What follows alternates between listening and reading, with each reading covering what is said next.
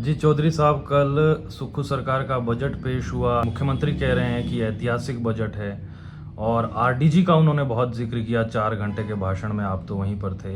RDG को लेकर वो लगातार कह रहे हैं कि बीजेपी आरडीजी के मसले पर कोई केंद्र में चलने को तैयार नहीं, जबकि ये नुकसान सरकार का नहीं, ये नुकसान प्रदेश की जनता का है और यही कारण है कि बजट भी सिकुड़ा गया है। कट लग गए हैं आपकी सैलरी पर, बाकी लोगों की सैलरी पर। अपनी उन्होंने 50% सैलरी कट कर दी और कह रहे हैं कि हम युद्ध की भांति लड़ रहे हैं। क्या कहेंगे? देखिए, आदरणीय मुख्यमंत्री सुखविंदर सिंह सुक्खू जी ने अपना चौथा बजट पेश किया है। यह बजट पूर्ण रूप से केंद्र द्वारा प्रायोजित स्कीमों पर आधारित बजट है।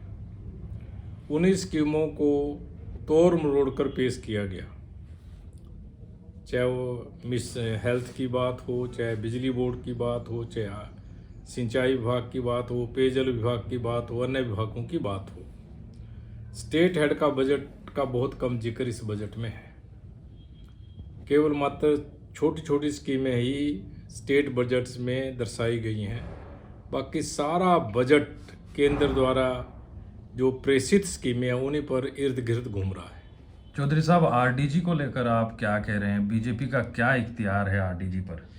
देखिए, आरडीजी 17 स्टेटों की बंद हुई है और जो फाइनेंस कमीशन है केंद्र का, उसने पहले ही सूचित कर दिया था कि धीरे धीरे हम इसको कम करेंगे और आने वाले समय में इसको ख़त्म करेंगे। इसलिए 3200 करोड़ का कट हिमाचल प्रदेश को पिछली बार 3200 करोड़ रुपये मिला था, एक साल में घटती दर पे मिला था और संकेत बिल्कुल साफ था। हम प्रदेश के साथ खड़े हैं। केंद्र द्वारा प्रायोजित बहुत सी स्कीमें हैं, हम इनके साथ चलने के लिए हमेशा तैयार है। दूसरी जगह से भी पैकेज मिल सकता है, दूसरा पैकेज भी कोई मिल सकता है। जब 17 स्टेटों का आरडीजी बंद है, 17 स्टेटों का बंद है, हिमाचल उसमें अकेला नहीं है। इसलिए मुख्यमंत्री केवल राजनीतिक स्कोर सेट करने के लिए इस तरह की भाषा का इस्तेमाल कर रहे हैं। उसको पता है कि आरडीजी स्टोर नहीं होना है। 17 स्टेटों का बंद हुआ है। सब स्टेटों ने, कई स्टेटों ने तो स्वयं कहा हमारा बंद कर दो। कर्नाटक उसमें से एक है जहाँ कांग्रेस की सरकार है। इसलिए ये बजट पहले से भी कम है। बहुत से कट इसमें लगाए गए हैं। हिमाचल प्रदेश में आज आर्थिक कमजोरी स्थिति, बहुत आर्थिक रूप से प्रदेश कमज़ोर हो रहा है और आदरणीय मुख्यमंत्री महोदय जी ने जो पीछे भारी भरकम खर्चे किए,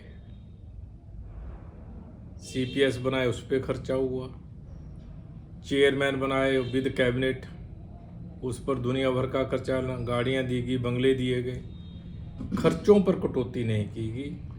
अब मुख्यमंत्री जी को इस समय इस चीज़ की याद आ रही है कि आर्थिक स्थिति से देश जूझ रहा है, इसलिए खर्चे कम किए जाएं।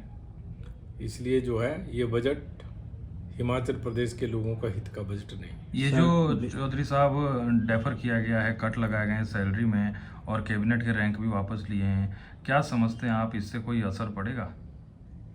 देखिए, फाइनेंस वित्त विभाग आदरणीय मुख्यमंत्री जी के पास, उसने सोच समझ कर ये डिसीजन लिया होगा।